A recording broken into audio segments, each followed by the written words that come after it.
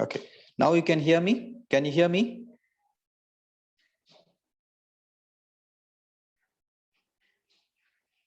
Yes, sir. We are. Now you can hear me, right? Yes, sir. Okay, fine. Sir, some are waiting, sir. Can you please join them? Yeah. 1 second. Actually, I have a today. No, nobody's waiting. Already, I have uploaded everyone. Okay, sir. Okay, fine. Okay. Today we are going to discuss about the antenna measurement parameters. Okay. This antenna measurement parameters are used to measure the parameters which are there in the antenna transmission and reception. Actually, this is common for transmission as well as for reception. This can be carried out using a test antenna, and this test antenna will be an ideal one, which will be an isotropic antenna. Okay, and it will be called as a primary antenna, which is going to be a stable one, and the antenna which we are going to measure, for which we are going to measure the parameters, we are going to vary the other parameters. Okay, so these are carried out using test antennas, sometimes in transmission mode and sometimes in reception mode. Whatever we have, we can use. Okay, and there are few drawbacks which are present here in the measurement of the antenna parameters. The first one is the size and the weight. Because if you want to measure any antenna parameters, then we should have certain components and certain measurement instruments which needs to be carried in order to measure the parameters.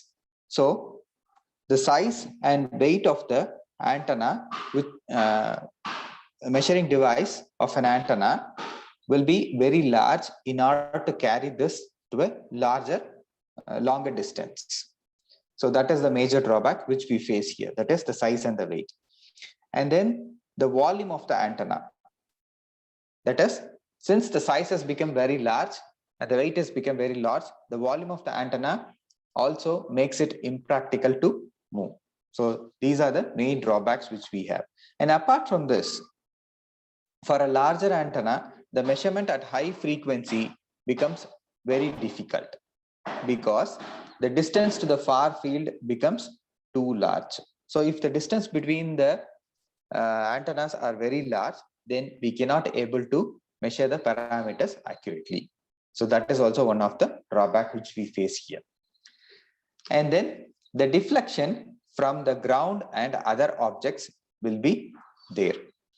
So since we are talking about EMF waves, this EMF waves are being transmitted from the transmitting side to the receiving side, and it will be propagating through many medias.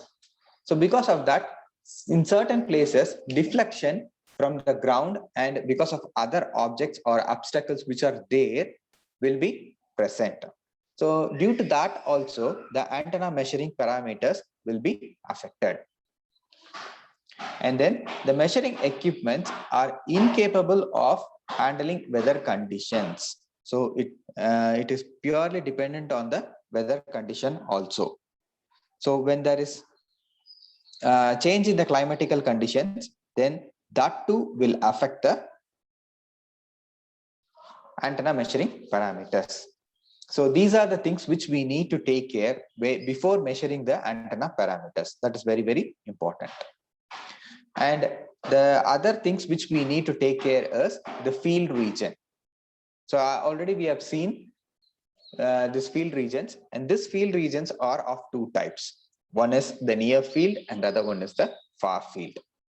Okay, when we have discussed about this, when we discussed the first unit, we were talking about this far field and near field zones. This near field zone is again classified into two types. One is radiating and the other one is reacting.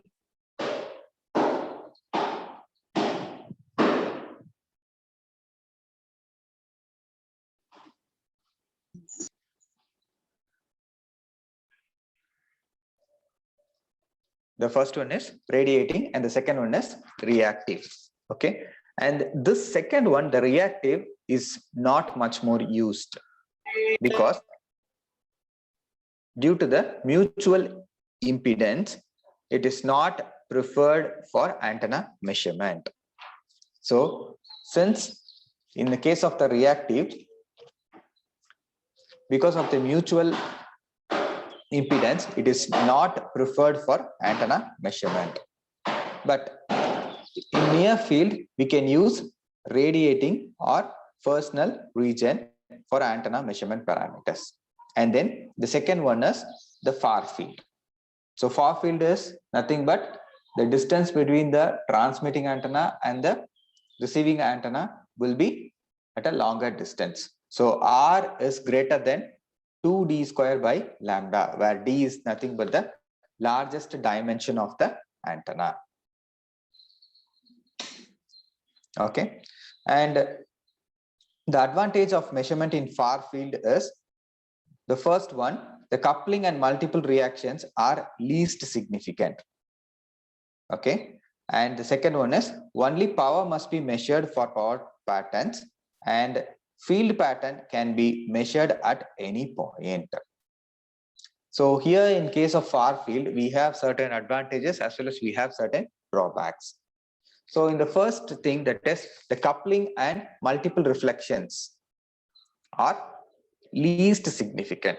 That is, here when we talk about the far field, the reflections are very less. At the same time, the coupling is also very less. So because of that, we can use this far field measurement. And the second one is the power must be measured for power pattern. So only power will be measured for the power pattern and rest of the other parameters we are not going to consider. And field pattern can be measured at any point. So here the field pattern can be measured at any point. It is not particularly to a particular point or in this particular place or somewhere else we have to do. It can be done in any place. Okay. So that is the advantage of using this far field. But since it has got even the advantage, we have certain drawbacks also. Okay. The main drawback which we face here is the distance between the transmitter and the receiver. Since it is already a far field, the distance between the transmitter and the receiver will be very, very small, right? Sorry, the distance between the transmitter and the receiver will be obviously large since it is a far field. So that is the major drawback which we face here in the case of far field region. So it requires larger distance between the transmitter and the receiver. So that is the major drawback which we face here. And the next one is the sources of errors. So here certain parameters are there which leads to some sort of errors. So those things must be avoided. Okay. The first one is errors due to the finite measurement distance between the antennas. So this type of error is due to the finite measurement distance between the antennas.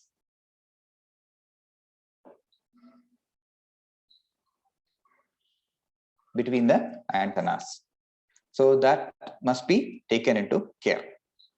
So because of this, certain errors will be generated. And the second one is reflection from the surrounding. So since it is an EMF wave, the reflection from the surroundings must be taken into care. So that will also create some sort of errors. So if you have certain errors, then this will give you a wrong value. So in order to have an accurate value, we have to take care of this reflection also. And the third one is due to the coupling in reactive near field. So as I told you earlier, reactive field, it has got a problem because of mutual impedance, so that it is not much more preferred. But sometimes in some applications, we have to use that also. We cannot avoid such thing. That is, we cannot simply say that we are not using this reactive type near field, but anyway, we have to use everything. So if that is the case, then the coupling must be taken into care. Okay, and this next one is misalignment of antenna. Misalignment of antenna. So if we have a transmitter and a receiver, both must be aligned properly. So if it is not aligned properly, then some sort of errors will be created. So that sources of error must be avoided. And then due to man-made interference. See, as we are human beings, we have created certain things. Previously assume that it is an empty land. Okay, we have a antenna near to the empty land.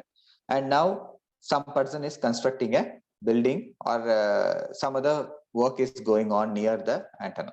So because of that interference, some sort of errors will be created. So that will also give you wrong parameter values. Next one, due to the atmospheric effects. Due to the atmospheric effects. So because of the change in the atmosphere, we'll find some drawback there when we measure this parameters. Okay, so these parameters must also be taken care. That is, the atmospheric values should also be taken into care.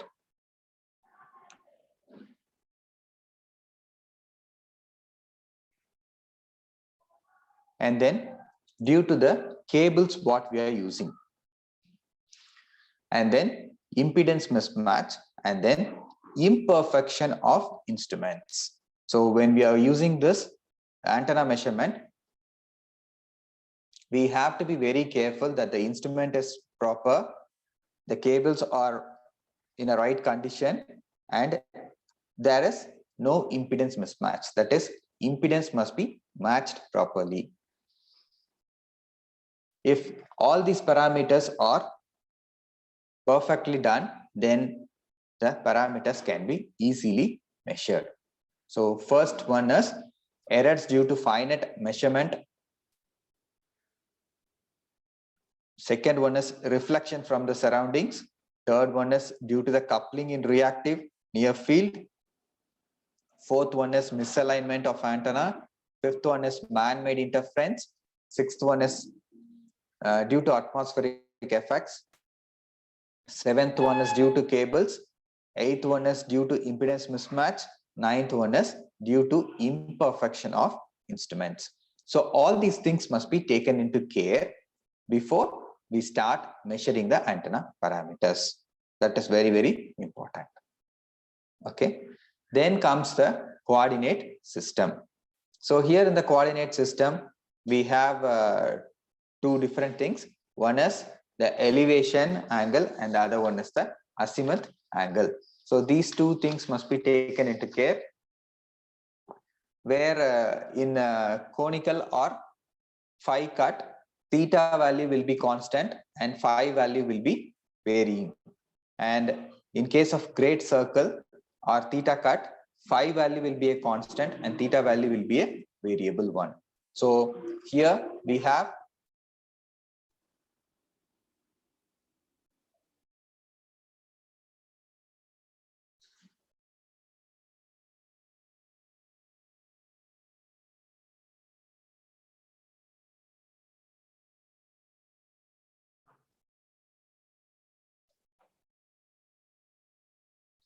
okay.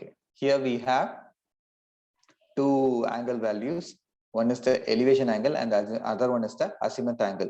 So these two things must be taken into care when we talk about this antenna measurement parameters. Okay. Now comes the radiation pattern measurement. So now we'll see how the radiation patterns are measured and what are the types of the measurements which we have. Okay. So in radiation pattern, we all know that it is a 3D pattern, but for ourselves, we have made this into a 2D pattern because in order to draw it in a 2D paper, we are using this 2D patterns. 3D patterns can be available only in the systems. We cannot draw it in a paper. So because of that, we are using this 2D patterns. And the field strength or the power density at a fixed distance from an antenna as a function of direction, that is theta and phi, will be measured. Okay, so here we are going to measure the field strength or the power density at a fixed distance from the antenna as a function of direction, that is theta and phi. Okay. So as I told you earlier, it's a 3D function, 3D figure, but due to practical difficulties, we are taking that into 2D patterns, which are being used for analysis. Okay. And this is actually of two different patterns. One is vertical antenna and the other one is horizontal antenna. One is horizontal antenna and the other one is vertical antenna. So in vertical antenna, we have two planes. One is E plane and H plane. And similarly in horizontal antenna, we have E plane and H plane patterns. So all these things will have a different combinations. So in vertical antenna, that is E plane pattern, the theta will be varying and phi is a constant. Okay, phi is a constant.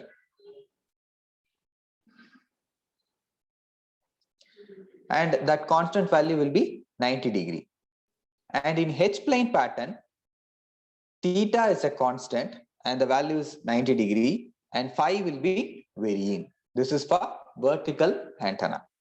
Similarly, for horizontal antenna, we have E plane pattern where theta value is a constant, which is 90 degree, and phi value will be a variable.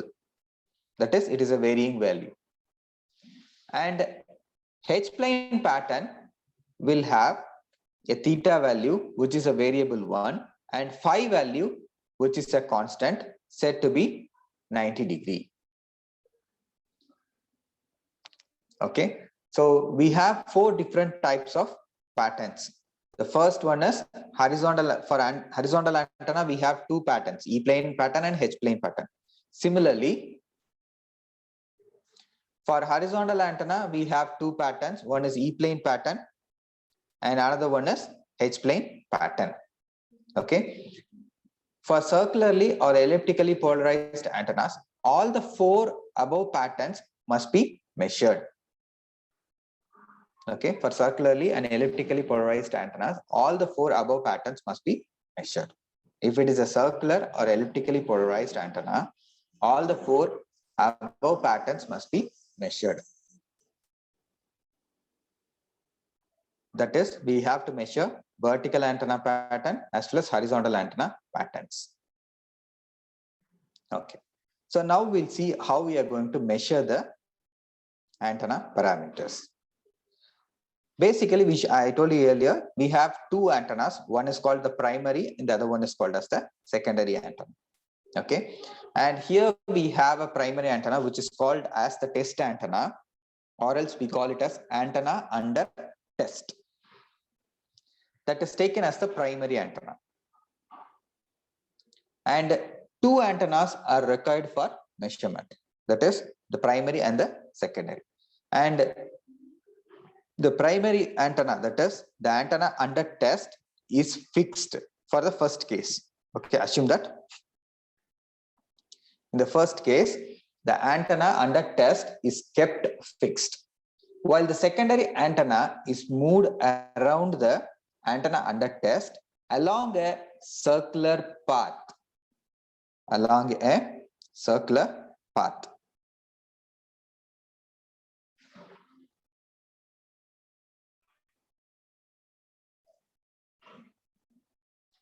Along the circular path. 1 minute. Let me show that.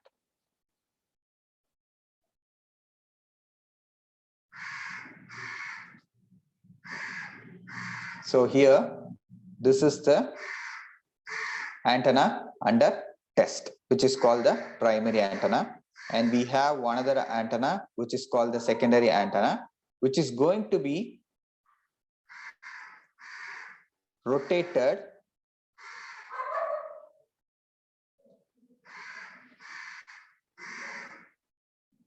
along a circular path, always pointing towards the antenna under test. So by rotating it in this direction, we can measure the parameters.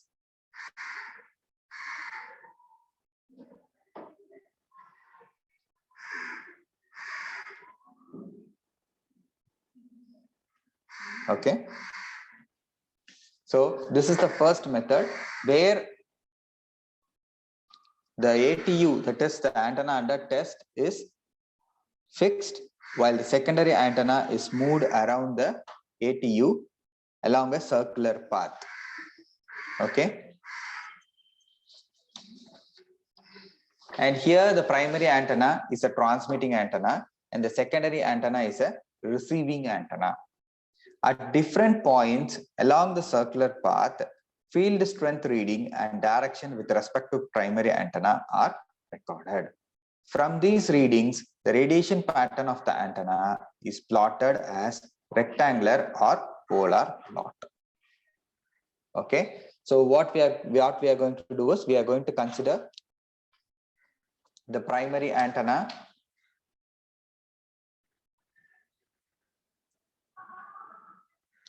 We are going to consider the primary antenna as the transmitting antenna and the secondary antenna as the receiving antenna. At different points along the circular path, field strength reading and direction with respect to the primary antenna are recorded. From these readings, the radiation pattern of antenna under test is plotted as rectangular or polar plots. Okay. After this session is over, you have to rejoin once again. Okay.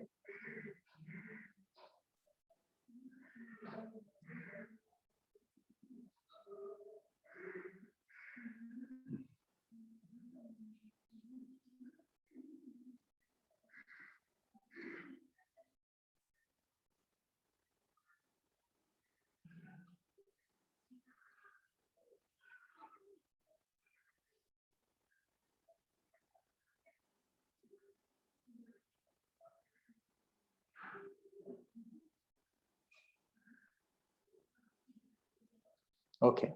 So once the session is ended, you have to re-log in once again. Okay. Clear? So here in this first case, the AUT is fixed and it is acting as a transmitting antenna, and the secondary is going to rotate along a circular path and which will be a receiving antenna, and the field strength reading and the direction with respect to the primary antenna are recorded. From these readings, the radiation pattern of the antenna under test is plotted as rectangular or polar plot. Okay. Next, in the second case, both antennas are now said to be fixed. So we are going to fix both the antennas. Okay. So it is fixed. Then nothing is going to move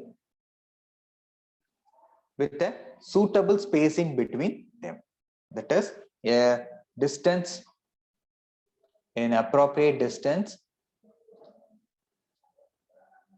between the two will be there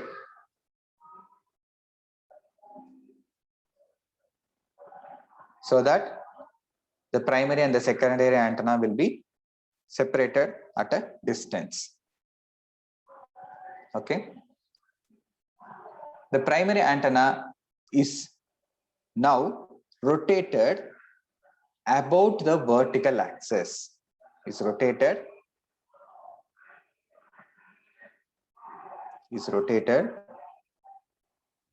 about the vertical axis. Likewise. So now the primary antenna is going to be rotated like this. Okay. Only the antenna is going to rotate in that same place itself. It is going to rotate. Okay. Is suitable is fixed with a suitable spacing between them. The primary antenna is rotated about vertical axis. Again, the field strength and the direction with respect to the source antenna are measured and the radiation pattern is plotted. Okay, so here assume that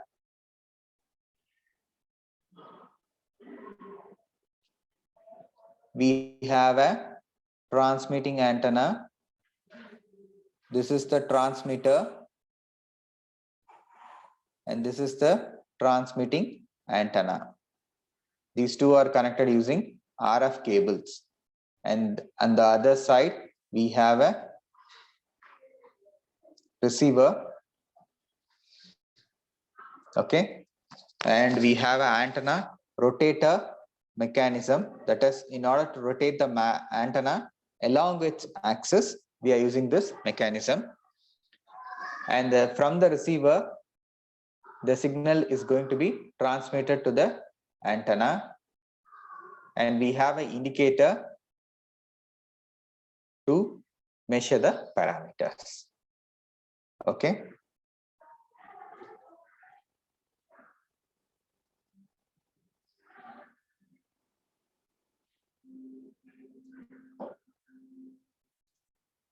So by using this, we can have the second type of measurement.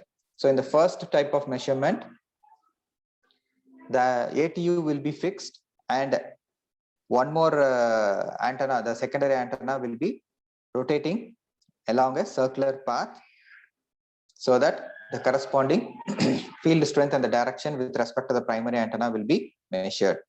And in the second case, both the antennas are said to be fixed in a particular place, but only the secondary antenna is going to be rotated along its vertical axis, so that the corresponding changes in the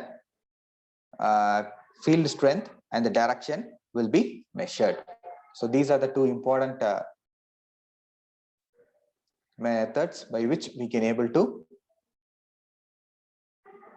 measure the antenna parameters. Is there any doubt in this?